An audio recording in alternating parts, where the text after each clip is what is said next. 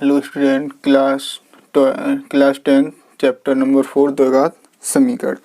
तो द्विघात समीकरण कुछ आज बेसिक बताएंगे, ठीक है, जिसको आपको स्मार्ट रखना है याद करके, क्योंकि ये काफ़ी हेल्पफुल होती है क्वेश्चन को लगाने के लिए, ठीक है। तो आज क्या है हमारा द्विघात समीकरण, ठीक है। द्विघात समीकरण के बारे में बात करेंगे। तो पहला क्या द्विघात समीकरण होता है, क्या हमारा द्विघात समीकरण होता है, द्विघात समीकरण क्या होता है, a x square plus b x plus c बराबर 0। ये क्या होता है हमारा द्विघात समीकरण, ठीक है। क्या होता है a x square plus b x plus c बराबर 0। ये हो गया हमारा द्विघात समीकरण के लिए श्रीधराचार्य के द्वारा, मतलब श्रीधराचार्य का फॉर्मूला क्या होता है, श्रीधराचार्य विधि का फॉर्मूला इनके ये मूल निकालने के लिए क्या होता है, इसका मान निकालने के लिए इसका यूज करते हैं, किसका, हम श्रीधराचार्य विधि का, ठीक है। अपॉन में 2a और होता है बेटा, ठीक है। ये हो गया हमारा धराचार्य विधि का फॉर्मूला। तो x बराबर क्या, माइनस के b plus minus under root B square minus के 4ac बटे 2a, ठीक है। ये होगा हमारा धराचार्य फॉर्मूला। ऐसे बेटा विभक्तर का फॉर्मूला क्या होता है हमारा द्विघात समीकरण के लिए विभक्तर का, जिससे मूलों को निकालते हैं कि ये कैसा धनात्मक है या ऋणात्मक, ठीक है। पॉजिटिव नेगेटिव मान निकालते हैं इससे हम। तो ये हमारा हो गया किसका, विभक्तर का फॉर्मूला। विभक्तर वाला क्या होता है, बी स्क्वायर माइनस के 4ac, ठीक है, बी स्क्वायर माइनस के 4ac। ऐसे हमारा द्विघात समीकरण है। जब हमारे द्विघात समीकरण के लिए मूलों के लक्षण, मतलब इसमें ये ऐसा बताना है कि ये अगर ये मतलब धनात्मक निकल के आ रहे हैं तो मूल ठीक है, ठीक है। तो समान कैसे हुए, वास्तविक, परिमेय तथा असमान होंगे। मतलब इसका ये है, जी देखो दिया है पहले में, यदि d is greater than and less than 0, मतलब d बड़ा है और 0 छोटा है, तो कैसे होंगे मान, पूर्ण वर्ग 2 हो तो मूल कैसे होंगे, वास्तविक, परिमेय तथा अपरिमेय। मतलब ऐसा है जैसे d का मान कोई निकल के आ रहा है, जैसे 4 निकल का है, मतलब धनात्मक संख्या निकल के आ रही है, ठीक है, और 0 से बड़ी है। धनात्मक संख्या 0 से बड़ी होती है। अगर माइनस की निकल के आ रही है तो ये 0 से बड़े नहीं होंगे, तो ये धनात्मक, तो इसके मूल क्या होंगे, वास्तविक, असमान तथा अपरिमेय नहीं होंगे, ठीक है। ऐसे ही हमारा देखो दूसरा, यदि d बराबर 0 है, मतलब ये वाला क्या है, इसके बराबर 0 है, मतलब इसका ये वाला फॉर्मूला रखेंगे तो हमारा d बराबर 0 निकल के आ रहा, तब भी यही मान होंगे, ठीक है। जब हमारा d बराबर 0 तो मूल कैसे होंगे, वास्तविक और समान होंगे। कैसे होंगे, दोनों वास्तविक और समान होंगे। मतलब इसका ये ऐसा निकल के आ रहा, तो क्या करेंगे हम इसको, मतलब कोई भी जो भी क्वेश्चन में ऐसा निकल के आ रहा है बराबर 0, तो मतलब आगे सॉल्व करना है उस क्वेश्चन को, ठीक। अगर यहाँ पे माइनस का निकल के आ रहा है तो क्या हमारा सॉल्व नहीं करना, मतलब d किससे हो, ये हमारे d के बराबर निकल के आ रहा है, ठीक। ऐसे ही आगे देखो तीसरा क्वेश्चन, यदि d बड़ा है और 0 छोटा है, मतलब d is greater than less than 0। इसमें शर्त क्या है, अगर पूर्ण वर्ग ना हो, ठीक है, मतलब पूर्ण वर्ग ना हो, तब क्या होंगे इसके मूल, वास्तविक, क्या होंगे, अपरिमेय तथा असमान होंगे, ठीक है। जब ये क्या हो, पूर्ण वर्ग ना हो, तब इसके मूल कैसे होंगे, वास्तविक, अपरिमेय तथा असमान होंगे, ठीक है। ऐसे ही हमारा फोर्थ क्या है, अगर d हमारा छोटा है और 0 बड़ा है, मतलब d is less than and greater than 0। मतलब इसका ये है बिल्कुल, अगर हमारा d का मान क्या आ रहा है, जैसे d बराबर आ रहा है -4 -5, मतलब ऋणात्मक मान निकल के आ रहा है, तो क्या होगा हमारा d छोटा होगा और हमारा 0 बड़ा होगा। मतलब d का मान क्या होता है, अगर ऋणात्मक आएगा तो हमारा 0 बड़ा होता है, तो मतलब ये कैसे ऋणात्मक पूर्णांक होंगे, ठीक है। तो कैसे होंगे, इंटीजर्स, ऋणात्मक इंटीजर्स, नेगेटिव इंटीजर्स होंगे, ठीक है। ऐसे ही हमारा यहाँ पे देखो आगे, तब इसके मूल कैसे होंगे, काल्पनिक और अकल्पनीय, ठीक है, या अधिक, ठीक है। तो क्या होंगे, काल्पनिक और अधिकल्पित, और वास्तविक नहीं होंगे। मतलब इसका मूल वास्तविक नहीं होगा और हमें आगे सॉल्व भी नहीं करना है। जब हमारा मान कैसे निकल के आ रहा है, इसका माइनस का निकल के आ रहा है, तो इसमें सॉल्व नहीं करना है, कोई माइनस का -0.23 जैसे भी निकल का है, ठीक है। ऐसे फिफ्थ हमारा क्या है, नहीं फोर्थ क्या है, 3 क्रमागत प्राकृतिक संख्या धन पूर्णांक, ठीक है। जब 3 के क्या पूछे जाए, 3 पूछे जाए, 2 पूछे जाए, जितने भी पूछे जाए, ठीक है।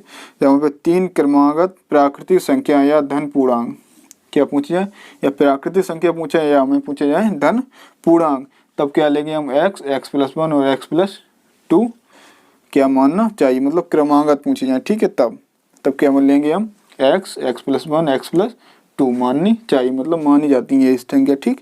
ऐसी हमारी 5th में क्या है, जब क्रमागत धन संख्याएं क्या होंगे, जब क्रमागत धन सम संख्याओं को, जब क्रमागत धन संख्याएं पूछी जाए तब क्या मानेंगे हम 2x 2x+2 और 2x+4 लेंगे, ठीक है।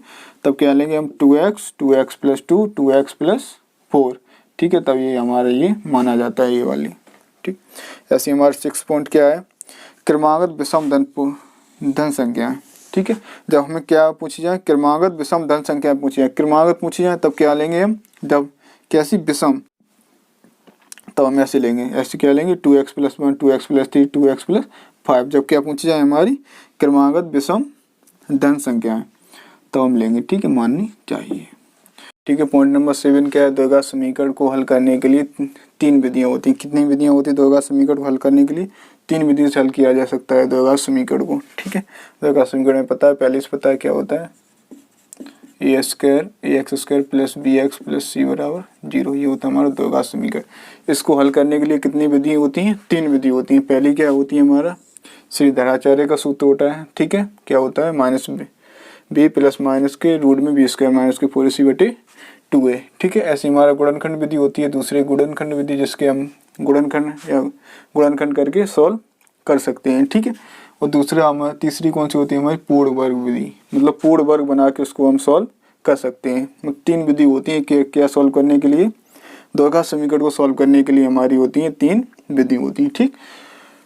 8वां क्या हमारा 8वां पॉइंट है, पूर्ण वर्ग बनाकर हल करने के लिए निम्नलिखित तरीके होते हैं बेटा।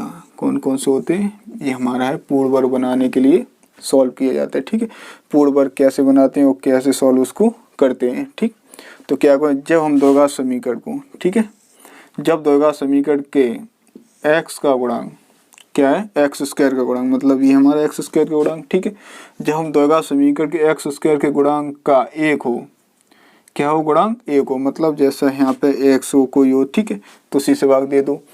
1 हो तो, यदि नहीं हो, 1 नहीं हो तो उसके गुणांक का भाग दोनों पक्षों में देकर x² के गुणांक को 1 कर लेते हैं। तो क्या करेंगे हम, दोनों पक्षों में उसका भाग देके और x² के गुणांक का 1 कर लेते हैं, जैसे हमारा ये दिया हुआ है, ठीक है। 2x² - 5x + 3।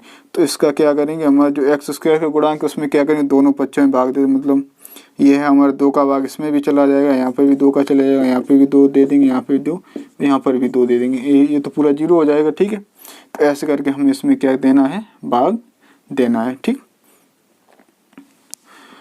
ठीक, आगे देखो कर लेते हैं। फिर x के गुणांक के वर्ग को जोड़ते तथा घटा देते हैं, मतलब इसका जिसको x² का गुणांक है उसके क्या वर्ग को हम एक बार जोड़ेंगे और एक बार घटा देंगे, ठीक है। x क्या होगा, x गुणांक के वर्ग को जोड़ते तथा घटा देते हैं, मतलब x के गुणांक का है ये, इसके वर्ग करेंगे, एक बार जोड़ देंगे और एक बार घटा देंगे, जो भी हो, ठीक। या फिर उस संख्या को क्या करेंगे, हम आधा कर देंगे, ठीक। तो ऐसे करके इसे सॉल्व करना, ये हमारे कुछ एग्जाम्पल दिए हुए हैं। ऐसे द्विघात समीकरण 3 का गुणा करेंगे, क्या करेंगे, गुणा करेंगे पूरे में,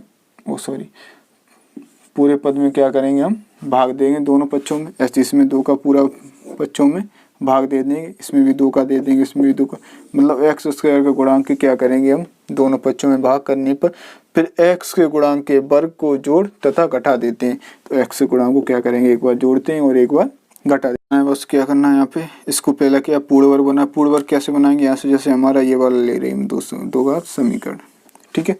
तो पूर्ण वर्ग कैसे बनाया जाता है, जैसे हमारा x² गुणांक है, ठीक है, क्या है x² के गुणांक को क्या करते हैं बेटा, x² गुणांक को 1 कर लेते हैं। पहले x² गुणांक है, जो भी x² गुणांक है उसका क्या करेंगे, हम भाग दे देंगे, इसमें भाग देंगे, जैसे 2x² है ना, इसमें 2 से भाग देंगे, -5x बटे इससे भी 2 का भाग दे देंगे, इसमें 3 है जिसमें 2 का, 0 में भी 2 का हम भाग कर देंगे, ठीक है। ऐसे करना है। जब 0 में 2 का भाग करेंगे तो क्या हो जाएगा हमारा, यहाँ से ये तो बेटा कट जाएगा यहाँ पे, तो यहाँ क्या आ जाएगा x², ठीक है। और और दूसरा क्या करना है स्टेप यहाँ पे, जो हमारा ये वाला गुणांक है इसका क्या करना है यहाँ पे देखो, तथा x के गुणांक का वर्ग कर तथा जोड़ते और घटा देते हैं। मतलब इसके क्या करना, वर्ग करना और जोड़ते और, मतलब पहले इस संख्या को आधा कर दो। क्या करना, जैसे 5/2 है, 5/2 का आधा क्या हो जाए, 1/2 का भाग दे दो बस, तो 5/4। अब 5/4 का क्या करना है, वर्ग कर दो। ये तो कहा है 5/4 क्या करो, वर्ग कर दो और एक बार जोड़ दो और एक बार घटा दो। जिसमें यहाँ पे हमारा दिया हुआ है 5x/2। ठीक, तो एक बार क्या करना है, इसी को एक बार जोड़ देना है। 5/2 को 5/4 को क्या कर दो, एक बार जोड़ के वर्ग को एक बार घटा दो। ठीक, और लास्ट में जो रखा है वो उसे वैसे की वैसे रख दो बराबर 0। मतलब ऐसे इसका क्या करना है, पूर्ण वर्ग बनाना है। बिल्कुल सेम है, बिल्कुल सिंपल तरीका है। ठीक है बेटा, तो ऐसे इसका क्या करना है, पूर्ण वर्ग बना के फिर आगे फिर तो सॉल्व हो जाए। ये क्या बन गया हमारा 2 घात समीकरण, अरे सॉरी a+b का होल वर्ग। तो यहाँ पे ऐसे करके इसको बनाना है, तो पूर्ण वर्ग बना लो।